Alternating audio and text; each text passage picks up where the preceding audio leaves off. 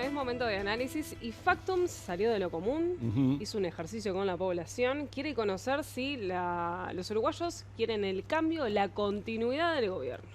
Sí, y lo primero, con la bienvenida a Eduardo Botinelli, es preguntarle en qué consistió este ejercicio de continuidad o cambio.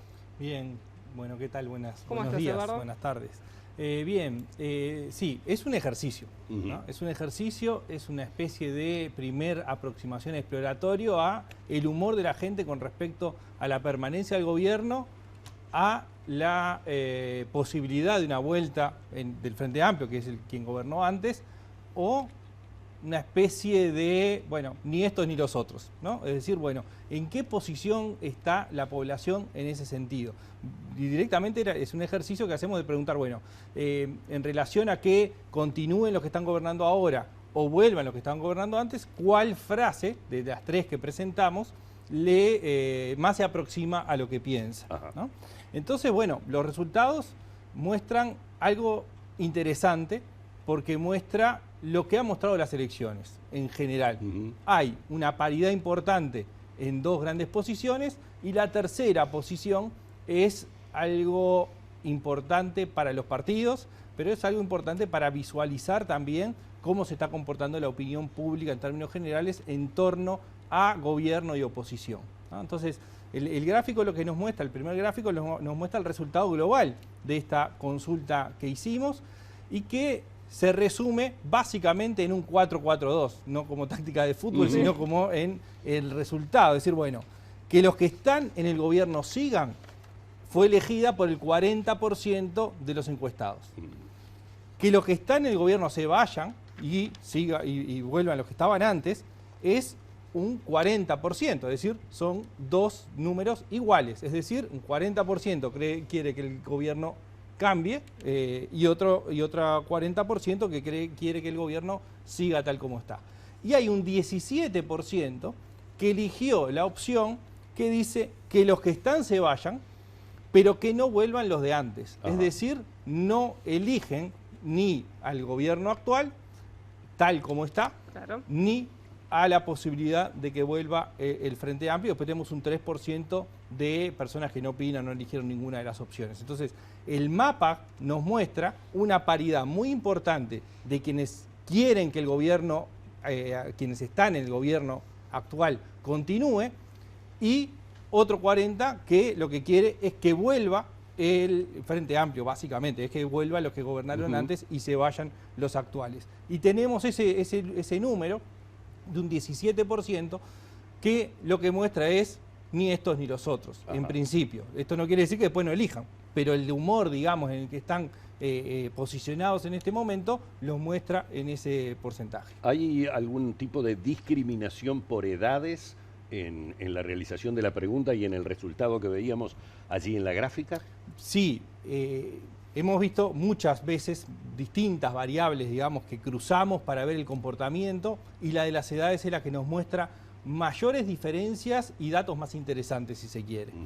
El gráfico siguiente lo que nos muestra es justamente cómo es este posicionamiento entre el mantenimiento del gobierno actual, es decir, que permanezca los que están gobernando ahora, no es el gobierno actual, sino, bueno, la conformación, que los que están se vayan y vengan los que estaban antes, o que ni unos ni los otros.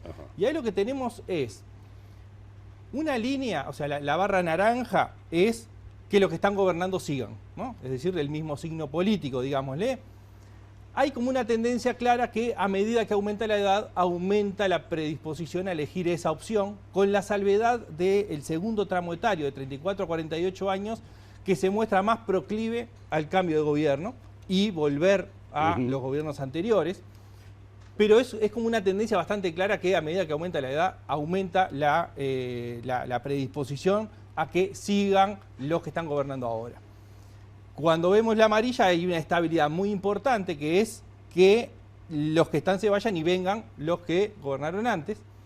Es una estabilidad importante en los distintos tramos etarios, con la salvedad del tramo etario de los 34 a 48 años. Es la gente que votó o hubiese votado en medio de la dictadura hasta el año 89. ¿Bien? Es decir, es un proceso de socialización política que es distinto a los que estuvieron previo a la dictadura o los que estuvieron post-89, ya cercano a los gobiernos del propio Frente Amplio.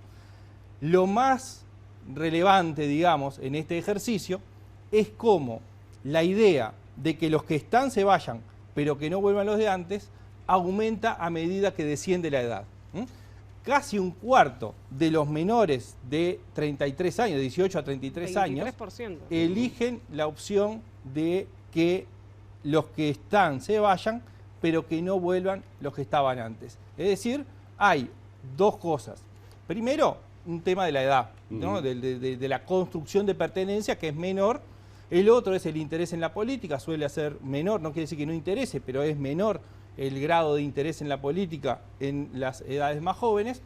Y el otro también es el momento de socialización política. Es decir, bueno, este tramo etario ya sufrió, en las buenas y en las malas, gobiernos de los distintos signos políticos en su inicio de socialización política. Y eso también despierta algún tipo de rechazo a quienes estuvieron. Ahora, estamos hablando de que quizás las personas mayores son capaz que los más tradicionales. Sí, hay mucha relación con lo que es el voto, es decir, claro, efectivamente, a medida que aumenta la edad, aumenta el voto hacia la coalición, hacia los partidos que conforman la coalición. En eso hay bastante correlación. Y también el Frente Amplio tenía mucho más contundencia en la captación de votos en los sectores más jóvenes que lo que ha tenido en el último tiempo.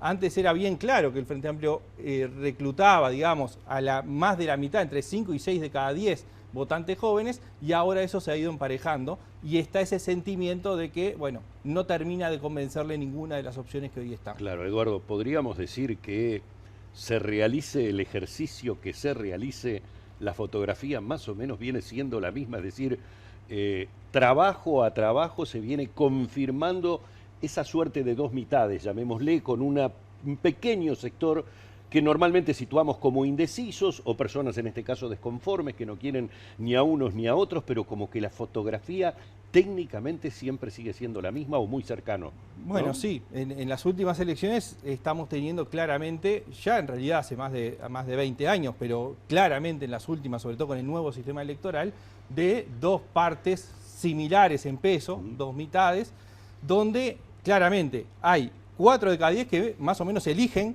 ¿no?, para qué lado. Y queda ese otro 2 de cada 10 que es el que hoy no se está expresando. Que esto da lugar, y no es nuevo, es decir, bueno, tenemos este ejercicio, pero si nosotros miramos para atrás, hay eventos que muestran que hay un grupo de gente que está eligiendo o buscando alternativas. Si uno mira lo que fue Novik como candidato a la Intendencia de Montevideo, lo que fue la aparición de Sartori, lo que fue la aparición de Manini, con un clivaje totalmente distinto, pero era novedoso.